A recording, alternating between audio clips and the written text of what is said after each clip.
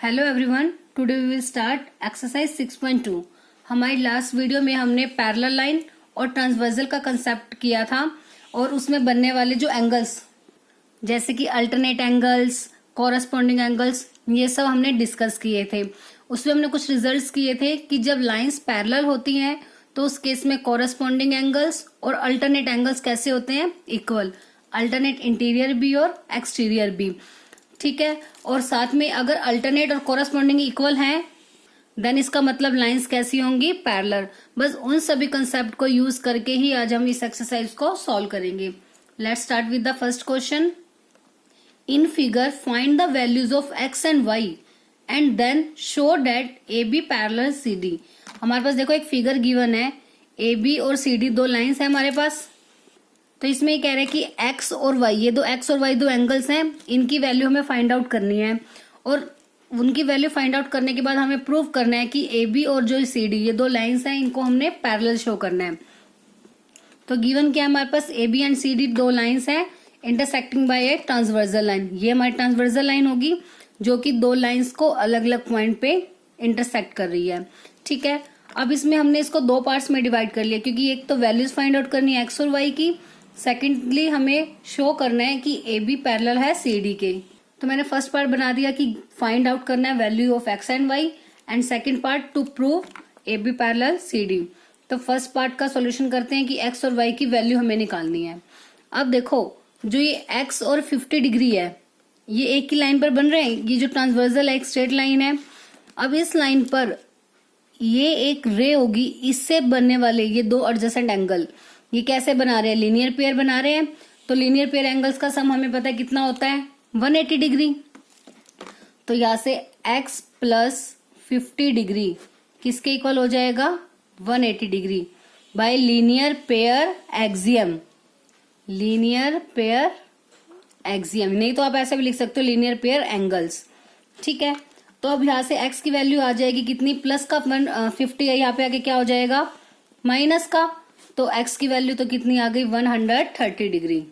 तो एक आंसर तो आ गया, x की वैल्यू कितनी है 130। और y की वैल्यू देखो अब क्या होगी, जो ये y और 130 है ये आपस में कैसे एंगल है, वर्टिकल अपोजिट एंगल्स हैं।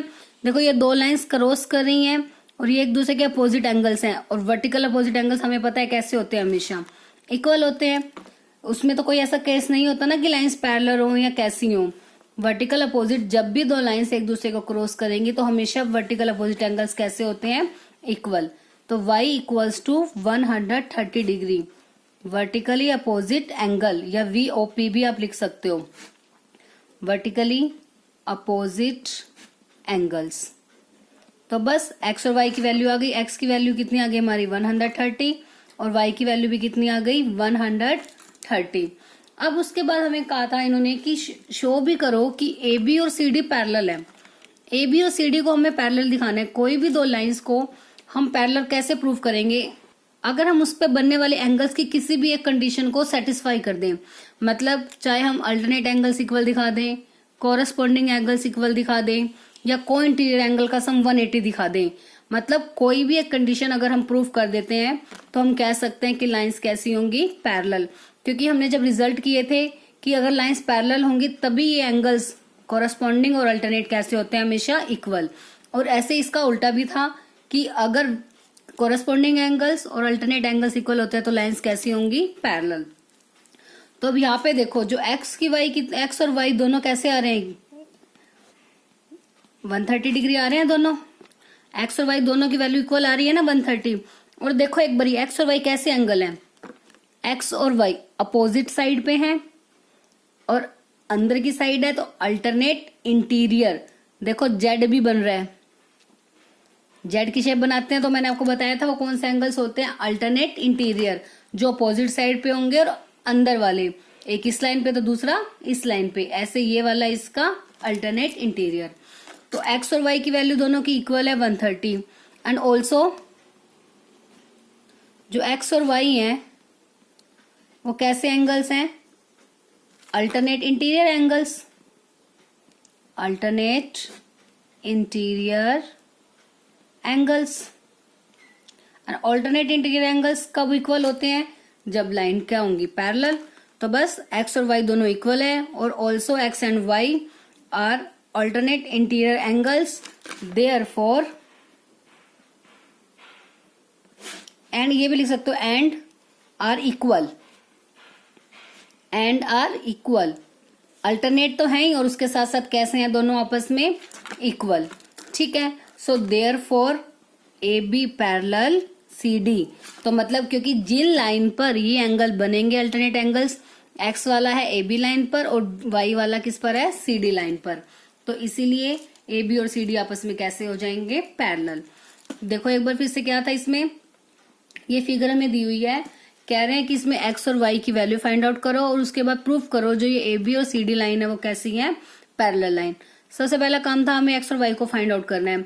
वाई तो डायरेक्ट हो गया 130 क्योंकि दोनों कैसे एंगल्स हैं, ये वर्टिकल अपोजिट एंगल, और हमें पता है वर्टिकल अपोजिट एंगल हमेशा इक्वल होते हैं, तो वाई की वैल्यू आ गई 130 और ये लीनियर पेयर एंगल बना रहे हैं तो x प्लस 50 होगा 180 के इक्वल, तो वहां से x की वैल्यू कितनी आ गई 130।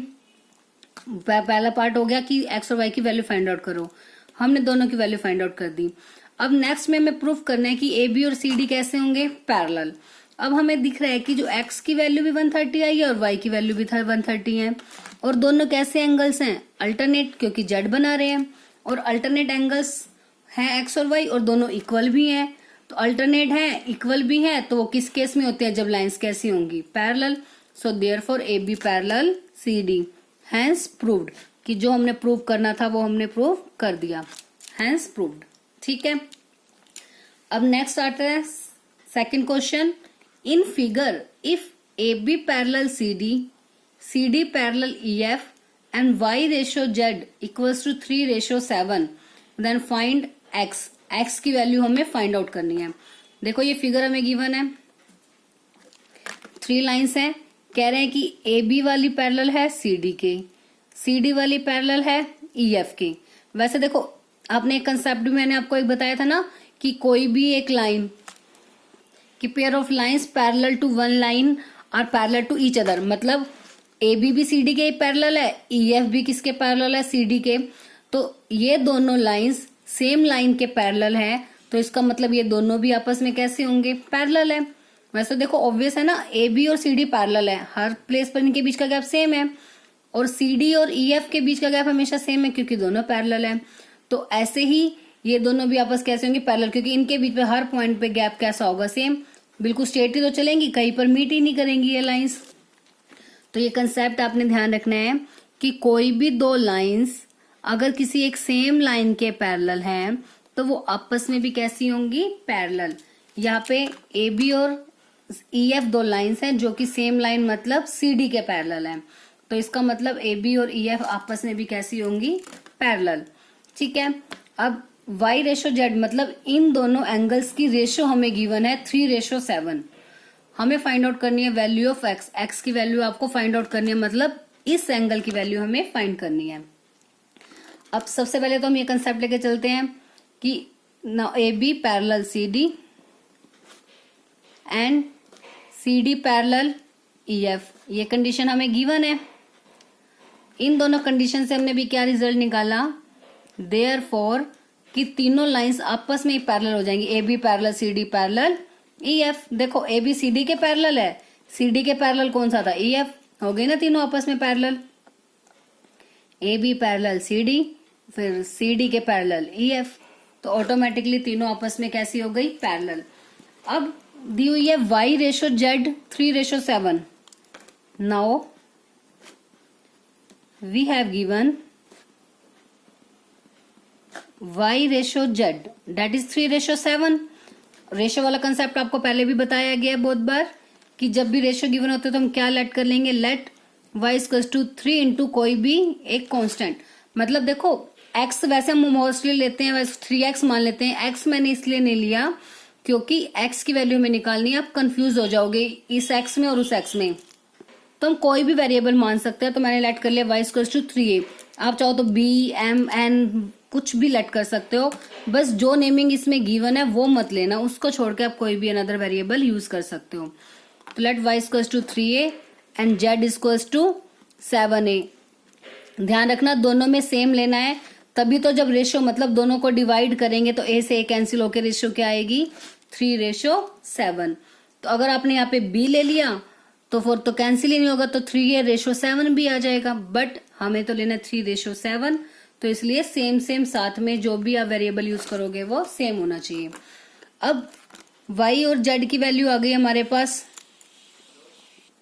अब हमें वैल्यू निकालनी है x की। अब काफी से सारे मेथड्स हम इसको यूज कर सकते हैं। देखो एक मेथड हम ये अप्लाई कर सकते हैं, मैं इसको एंगल 1 नाम दे दूं तो ये वर्टिकल अपोजिट एंगल हो जाएंगे। वर्टिकल अपोजिट एंगल होते ही ये एंगल भी कितना आ जाएगा y। अब ये दोनों कोइंटेरियर एंगल है, इनका सम कितना हो जाएगा 180। फिर y प्लस जेड को जब 180 के इक्वल रखोगे तो वहां से a की वैल्यू आ जाएगी, a की वैल्यू आ जाएगी तो y और z एंगल्स आ जाएंगे। ठीक है, तो उसके बाद x और z अल्टरनेट एंगल्स हैं, क्योंकि देखो z बन रहे हैं ना, तो x की वैल्यू आ जाएगी। नहीं तो एक दूसरा मेथड आप मान लो, हम मान लो इसको एंगल 1 मान लेते हैं सपोज। ठीक है, तो अब 1 और y दोनों कैसे एंगल्स हैं, कोरस्पोंडिंग एंगल्स हैं, क्योंकि CD और EF दोनों कैसी लाइन्स हैं, पैरेलल लाइन्स हैं। तो एंगल y और 1 दोनों कोरस्पोंडिंग एंगल्स है तो इक्वल होंगे, तो 1 की वैल्यू आ गई y। अब 1 प्लस जेड दोनों लीनियर पेयर एंगल्स हैं, लीनियर पेयर एंगल्स हैं तो इनका सम हो जाएगा 180। देखो सेम आ जाएगा, उससे 180 के इक्वल 3a + 7a रखेंगे, वहां से a की वैल्यू आ जाएगी, तो उससे y और z एंगल्स आ जाएंगे। तो इसलिए आप कोई भी मेथड अप्लाई कर सकते हो जो भी आपको इजी लगे। तो मैंने इसको नाम दे दिया एंगल 1। तो नाउ जो एंगल 1 है वो इक्वल हो जाएगा किसके, y के। कोरस्पोंडिंग एंगल्स आप चाहो तो वर्टिकल वाले मेथड से भी कर सकते हो, आपकी मर्जी है। कोरस्पोंडिंग एंगल्स, अब 1 प्लस जेड जो है, एंगल 1 प्लस जेड, उनका सम कितना हो जाएगा 180 डिग्री, क्योंकि दोनों कैसे एंगल्स हैं, लीनियर पेयर एंगल्स। तो लीनियर पेयर एक्सियम से या लीनियर पेयर एंगल्स भी आप इनको लिख सकते हो। 1 प्लस जेड है 180, 1 का मतलब y plus z equals to 180 degree. y की वैल्यू कितनी है 3a प्लस z की वैल्यू है 7a इक्वल्स टू 180 डिग्री। 3 + 7 कितना हो जाएगा 10a, 10a equals to 180 degree. तो यहां से अब a की वैल्यू क्या आएगी, ठीक है, तो a की वैल्यू क्या आ जाएगी हमारे पास, 10 मल्टीप्लाई में था, इधर आके डिवाइड में, तो 180/10 18 डिग्री। y की वैल्यू थी हमारे पास 3a, तो 3 मल्टीप्लाई a की वैल्यू कितनी आई 18, 18 3 ज़ा 54। सो यहाँ से z की वैल्यू कितनी हो जाएगी हमारे पास, z क्या था हमारे पास 7a, 7 मल्टीप्लाई 18 126 डिग्री। बट हमने निकालनी है x की वैल्यू, तो x और z, देखो ये z बन रहा है तो x और z दोनों कैसे एंगल्स हैं, अल्टरनेट, तो x की वैल्यू वही होगी जो z की वैल्यू होगी। So therefore x equals to z, alternate interior angles. तो अल्टरनेट इंटीरियर एंगल्स दोनों हैं, तो x की वैल्यू कितनी आएगी, z की कितनी थी 126 डिग्री। तो this is your final answer, x equals to 126 degree. तो बस क्लियर है, इसमें क्या था, मैं ये लाइन इसके पैरेलल थी, ये लाइन इसके, तो ऑटोमेटिकली तीनों लाइन आपस में कैसी हो गई, पैरेलल। उसके बाद हमें दिया हुआ था कि y और z की जो रेशियो है 3:7 है, तो मैंने लेट कर लिया y को 3 है और z को 7 है। अब इसको मान लिया मैंने एंगल 1, क्योंकि मुझे अब x की वैल्यू निकालनी है। x और z हमें बताया कैसे एंगल्स हैं, अल्टरनेट इंटीरियर, तो अगर हमारे पास z की वैल्यू आ जाए तो हम x की इजिली फाइंड आउट कर सकते हैं, तो मैंने इसको नाम दे दिया एंगल 1। अब y और एंगल 1 कोरस्पोंडिंग एंगल्स हैं, कोरस्पोंडिंग एंगल्स हमेशा कैसे होते हैं, इक्वल, तो 1 के इक्वल आ गया एंगल y, और 1 और z दोनों कैसे एंगल है, लीनियर पेयर, तो इनका सम हो जाएगा 180 डिग्री। 1 की वैल्यू है y, तो y प्लस z आ गया 180 डिग्री। y की वैल्यू है 3a, z की वैल्यू 7a, तो वहां से सॉल्व करके हमारी a की वैल्यू कितनी आ गई थी हमारे पास 18 डिग्री। जैसे ही a की वैल्यू आ गई तो y और z की वैल्यू आ जाएगी। y है 3a मतलब 3 मल्टीप्लाई 18 54, z है 7a मतलब 7 मल्टीप्लाई 18 126। अब जो x और z हमने क्या कहा था स्टार्टिंग में देखा था कैसे एंगल्स हैं, अल्टरनेट इंटीरियर एंगल्स, और अल्टरनेट इंटीरियर एंगल्स हमेशा कैसे होते हैं, इक्वल। तो x किसके इक्वल आ गया, z के, z की वैल्यू थी 126, तो देयरफॉर x की वैल्यू भी कितनी हो गई 126 और यही हमें फाइंड करना था ना। Next question number 3 is in figure if A B parallel है सी डी। फिगर में ए बी और सी डी कह रहे हैं दोनों पैरेलल है, ई एफ परपेंडिकुलर है सी डी पर। जो ये ई एफ लाइन है, ये लाइन ये सी डी के ऊपर परपेंडिकुलर है, मतलब इसके ऊपर कितने डिग्री का एंगल बना रही है, 90 डिग्री का। एंगल जी ई डी ये कंप्लीट एंगल, ये पूरा ये है 126। Now you have to find angle A G E, ये वाला एंगल फाइंड आउट करना है। ठीक है, जी ई एफ ये वाला एंगल, और एफ जी ई ये एंगल। तो एंगल 1 2 3 ये 3 एंगल्स आपको फाइंड आउट करने हैं। ठीक है, अब देखो ये वाला एंगल तो क्लियरली दिख रहा है हमें, कितना है, ये पूरा एंगल 126 डिग्री, और ये वाला एंगल कितना है 90, ये पूरा है 126 और इतना पार्ट है 90, तो बाकी का बचा हुआ कितना होगा, 126 में से 90 को क्या कर देंगे, माइनस, तो ये वाला ही तो पोर्शन बच जाएगा हमारे पास। तो एंगल जी ई एफ तो निकल जाएगा। तो इसे राइट कैसे करेंगे, हमें क्या निकालना है, सबसे पहले एंगल जी ई डी। तो एंगल जी ई डी हमारे पास क्या गिवन है, 126 डिग्री। ठीक है, ये कंडीशन हमें गिवन है। और उसके बाद जो एंगल एफ ई डी है वो कितना है, 90 डिग्री, क्योंकि जो हमारा ई एफ है वो परपेंडिकुलर है किसके ऊपर, सी डी के ऊपर। अब सबसे पहले हमें एंगल निकालना है जी E F.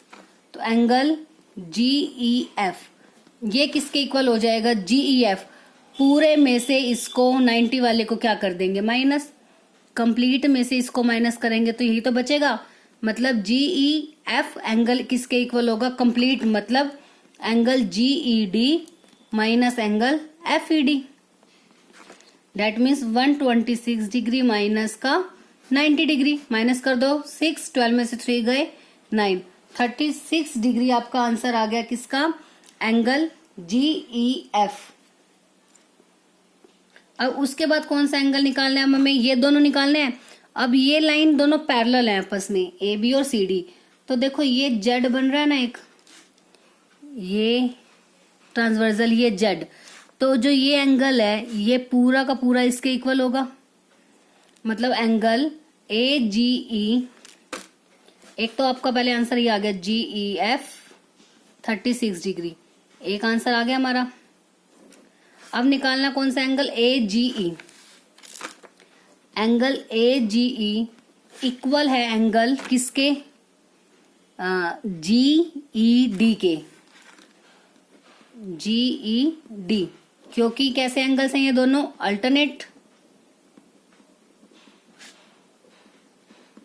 Alternate interior angles. ध्यान से देखो, इस एंगल की बात कर रही हूं मैं, ये वाला एंगल, और ये पूरा जीडी मतलब 126, ये ही तो जेड की शेप बन रही है हमारी, देखो ये वाला। ठीक है, तो एंगल जो ए जी ई है आपका, ये जी एंगल वो किसके इक्वल आ गया, डेट मीन्स 126, क्योंकि इसकी वैल्यू हमारे पास क्या दी हुई है, 126। तो बस एक और आंसर आ गया हमारा, दो आंसर आ गए, किस किस का आ गया वैल्यू, ए जी ई आ गई और जी ई एफ। अब निकालना है ये एंगल एफ जी ई। अब ये दोनों लीनियर पेयर एंगल है, ए जी ई और एफ जी ई। ठीक है, ये वाला एंगल और ये वाला एंगल लीनियर पेयर है ना, देखो एक ही लाइन पे बन रहे हैं, तो इनका सम कितना होगा, 180 डिग्री, ए जी ई और F G E. Now angle A G E plus angle F G E 180 degree, linear pair angles. ठीक है, और हमें पता है कि लीनियर पेयर एंगल का सम हमेशा कितना होता है, 180 डिग्री। ए जी ई की वैल्यू कितनी है, 126 डिग्री, प्लस एफ जी ई हमें फाइंड आउट करना है। तो एफ जी ई की वैल्यू 180 डिग्री माइनस का 126 डिग्री, 10 में से 6 गए 4, 7 में से 2 गए 5, 1 में से 1 गई 0। तो एफ जी ई एंगल कितना आ गया हमारा, 54 डिग्री। तो ये 3 आपके क्या हो गए आंसर। ये 3 एंगल ही निकालने थे, G E F 36 degree, AGE 126 degree, FGE 54 degree. देखो अगर आपको कोई और मेथड समझ में आए तो आप वो भी अप्लाई कर सकते हो, बट जो भी आप यूज करोगे वो करेक्ट होना चाहिए। आप करेक्ट रिजल्ट आप उसके ऊपर अप्लाई करोगे। अब एक बार मैं फिर से बता देती हूँ हमें क्या गिवन था। ये कंप्लीट एंगल 126 गिवन है, ये एंगल 90 है। आपको ये वाला छोटे वाला इतना पोर्शन निकालना है, ये एंगल निकालना है और ये एंगल निकालना है। अब ये पूरा हमें गिवन है और इतना पोर्शन हमें गिवन है, ये निकालना है। तो पूरे में से इतने को क्या कर देंगे, माइनस, मतलब 126 में से 90 माइनस करेंगे तो ये एंगल आ जाएगा 36 डिग्री। उसके बाद हमें निकालना है अब ये दोनों लाइंस पैरेलल हैं, तो ये एंगल, ये जेड बना रहे हैं, तो ये पूरा एंगल इसके इक्वल हो गया अल्टरनेट इंटीरियर एंगल। तो जो एंगल AGE है वो इक्वल आ गया 126। ऐसी अब ये दोनों कैसे बना रहे हैं एंगल्स, लीनियर पेयर एंगल। और हमें पता है लीनियर पेयर एंगल्स का सम कैसा होता है, 180 डिग्री। तो 126 इसकी वैल्यू आई थी और इन दोनों का टोटल कितना है, 180। तो 180 में से जब 126 को माइनस करेंगे तो हमारा आंसर कितना आ गया, 54 डिग्री। और वो आंसर किसका आ गया, एंगल FGE। तो बस आज के लिए हम ये 3 क्वेश्चंस ही करेंगे। आई होप तीनों क्वेश्चंस आपको अच्छे से क्लियर हो गए होंगे। बाकी के नेक्स्ट जो 3 क्वेश्चंस है एक्सरसाइज के, वो हम हमारी नेक्स्ट वीडियो में उसे कवर करेंगे।